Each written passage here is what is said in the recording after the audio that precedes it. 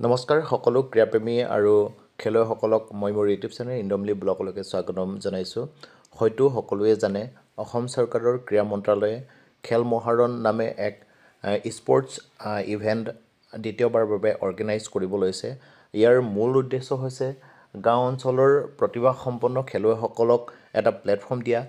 এইটো প্লেটফৰ্মৰ জৰিয়তে যাতে খেলুৱৈসকলে নিজৰ প্ৰতিভা দেখুৱাই ৰাষ্ট্ৰীয় আৰু আন্তঃৰাষ্ট্ৰীয় পৰ্যায়ত আগবাঢ়ি যাব পাৰে, এইটোৱে হৈছে খেল মহাৰণৰ মূল উদ্দেশ্য।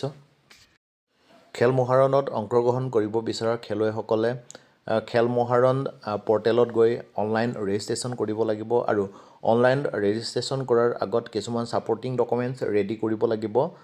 খেলুৱৈগৰাকীৰ পাছপৰ্ট ছাইজৰ ফটোগ্ৰাফ লাগিব, আধাৰ কাৰ্ড লাগিব, কাৰণ পাছপৰ্ট ছাইজৰ ফটোগ্ৰাফ আৰু আধাৰ কাৰ্ডসমূহ আপলোড কৰিব লাগিব। পাছপৰ্ট ছাইজৰ ফটোগ্ৰাফৰ ছাইজটো 100 KB তলত হ'ব লাগিব আৰু আধাৰ কাৰ্ডৰ ছাইজটো 150 KB তলত হ'ব লাগিব, তেতিয়াহে আপলোড হ'ব আৰু ফাইনেল ছাবমিশ্যন কৰিব পাৰিব। আৰু অনলাইন ৰেজিষ্ট্ৰেশ্যন কৰাৰ সময়ত খেল মহাৰণৰ কিছুমান গাইডলাইন দিয়া আছে। এই সকলোবোৰ গাইডলাইন খেলুৱৈসকলে জনাটো অতিকৈ প্ৰয়োজন, গতিকে গাইডলাইনটো ভালকৈ এবাৰ চাই ল'ব।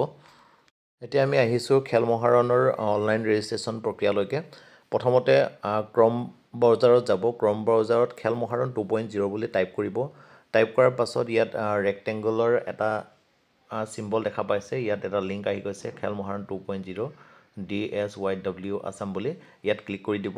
তাত ক্লিক কৰাৰ লগে লগে খেল মহাৰণৰ গাইডলাইনৰ লগতে স্পৰ্টছ ইভেণ্ট কি থাকিব আৰু বয়সৰ সীমা কিমানলৈকে নিৰ্ধাৰণ কৰা আছে, এই সকলোবোৰ ইয়াত পাব। গতিকে এইটো পেজ ভালকৈ এবাৰ পঢ়ি চাব।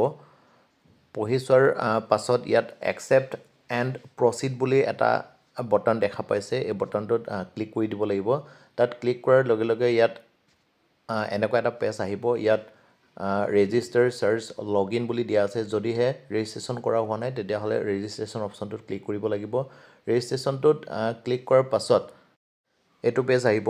ইয়াত ৰেজিষ্টাৰ মোবাইল নম্বৰ এটা দিব আৰু ডিষ্ট্ৰিক্টটো ছিলেক্ট কৰিব। ছিলেক্ট কনষ্টিটুৱেঞ্চি বুলি দিয়া আছে, বিধানসভাৰ সমষ্টিটো ছিলেক্ট কৰিব আৰু ছিলেক্ট GP, ইয়াত গাঁও পঞ্চায়ত ছিলেক্ট কৰিব আৰু date of birth of the পাৰ্টিচিপেণ্টৰ বা খেলুৱৈগৰাকীৰ ইয়াত ডেট অফ বাৰ্থটো দিব লাগিব আৰু প্ৰচিড বুলি এটা বটন দেখা পাইছে, প্ৰচিড বটনটোত ক্লিক কৰি দিব।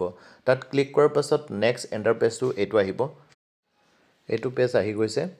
ইয়াত প্লেয়াৰ আইডিটো অট'মেটিকেলি ক্ৰিয়েট হৈ গৈছে। ৰেজিষ্ট্ৰেশ্যন ডেটটো অট'মেটিকেলি আহি যাব।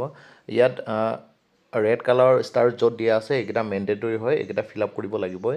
ইয়াত ফুল নেম দিব লাগিব খেলুৱৈগৰাকীৰ, ফাদাৰ্ছ নেম দিব লাগিব, মাদাৰ্ছ নেম দিব লাগিব, ডেট অফ বাৰ্থটো অলৰেডি এণ্ট্ৰি কৰা থাকিবই আৰু হাইট ইন ইঞ্চ বুলি দিয়া আছে, ইঞ্চত ইয়াত দিব লাগিব। হয়তো আপোনালোক সকলোৱে জানে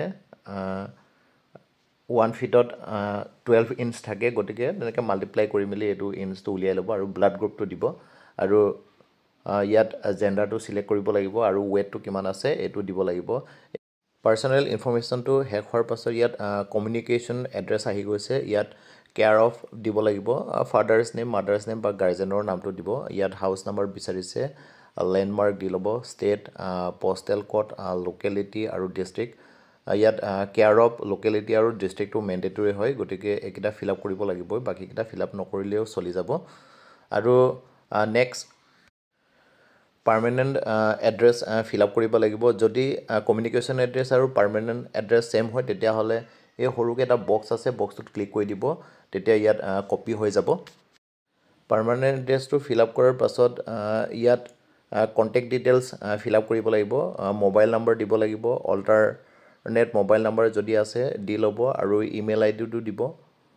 ইমেইল আইডিটো দিয়াৰ পাছত নেক্সট স্পৰ্টছ ইভেণ্টলৈকে আগবাঢ়িব লাগিব। খেলুৱৈসকলে যিকেইটা ইভেণ্টত পাৰ্টিচিপেট কৰিব বিচাৰে এইকেইটা ইভেণ্টত ক্লিক কৰিব লাগিব। ক্লিক কৰাৰ পাছত নেক্সট এইটো পইণ্টলৈকে আহিব লাগিব। এইটো হ'ল এডুকেশ্যনেল ইনফৰমেশ্যন খেলুৱৈগৰাকীৰ। যদিহে খেলুৱৈগৰাকী পঢ়ি আছে তেতিয়াহ'লে স্কুল বা কলেজখনৰ নাম দিব লাগিব, ক্লাছ দিব লাগিব, এড্ৰেছটো দিব লাগিব আৰু কণ্টেক্ট নম্বৰ দিব লাগিব।